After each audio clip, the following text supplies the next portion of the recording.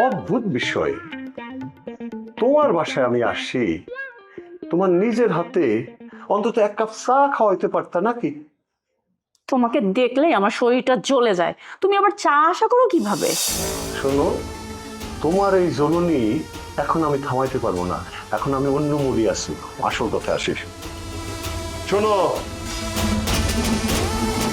আরে এই কি করছো কি তুমি? ছাড়ো, হাত ছাড়ো। আপাতত কিছু করছি না, আপাতত কাজের কথা বলছি। শোনো, এই আমার লাগছে।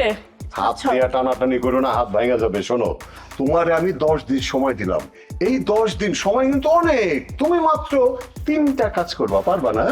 আগে হাত ছাড়ো, তারপরে তোমার কাজের কথা। আগে হাত ছাড়ো বলছি। এই হাত তো ছাড়ার জন্য ধরি নাই, আর বেশি টানা হাতড়া করলে হাত কিন্তু ভাঙা যাবে। অবশ্য আমার সোনা পাখির হাত ভাঙা গেলে আমারই তো কষ্ট লাগবে। ঠিক আছে, ছেড়ে দিলাম। তোমাকে না বলেছি এই বাড়িতে অনেক লোকজন আছে, তারপরে হাত ধরে ধরে কেন কথা বলো? এবার বলো কি কাজ? শোনো, তোমার প্রথম কাজ হচ্ছে তোমার ওই রক ঢিলা জামাইয়ের কাছ থেকে তোমার নামে এই বাড়িটা লেখা নেয়া, তারপরে তাকে ডিভোর্স দেয়া, এবং ডিভোর্সের পরে এই বাড়িতে তুমি আর আমি বউ জামাই হিসেবে থাকবো। ইম্পসিবল, কারণ নোমান বাসায় নেই, সো বাড়িটা লিখে নেওয়া সম্ভব না।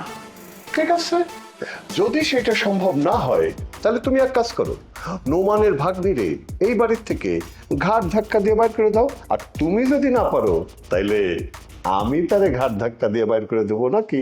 আমাকে ঘাট ধাক্কা দিয়ে বের করে দেওয়া এত সহজ না। ও তাই? মামি, তুমি উপরে যাও, এই লোককে আমি ফেস করছি।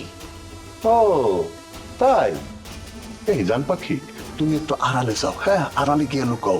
আজকা আমি তোমার ভাগ্নের ফেস কাটিংটা ঠিক নিজ হাতে পরীক্ষা করে দেখতে চাই। এই বদমাশের বাচ্চা, আর 10 মিনিট যদি তুই এখানে থাকিস না, তুই এখান থেকে জীবন্ত ফিরবি না। পুলিশ সারা বাড়ি ঘেরাও করেছে।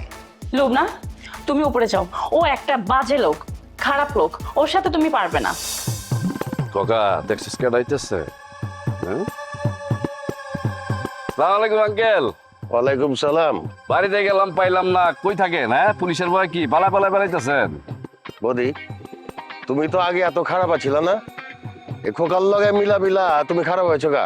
আঙ্কেল, মানি লোকরে মান দিতে শেখেন। আপনি একজন খারাপ লোক, এর লেগে খোকার মতো একজন সম্মানী লোকরে বদমাশ করে বসছেন।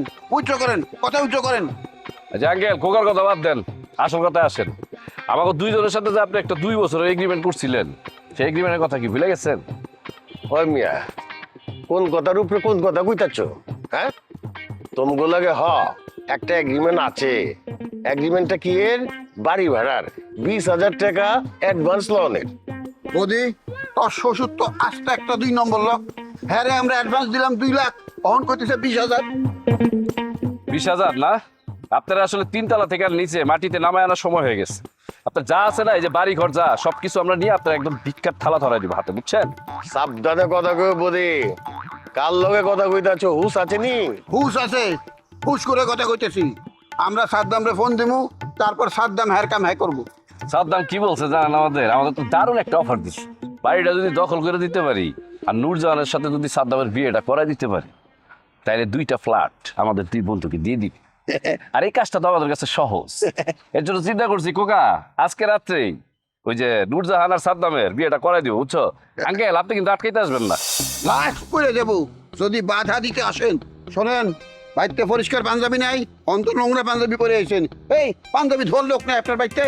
একটা পরিষ্কার পাঞ্জাবি পরবেন, সুন্দর টুপি পরবেন, একটা পায়জামা পরে বয়ে থাকবেন, ঠিক আছে? কাবিনের সময় মুরব্বী লোকের দরকার আছে। আপনি সেই মুরব্বী, নিজ হাতে কন্যাদান করবেন।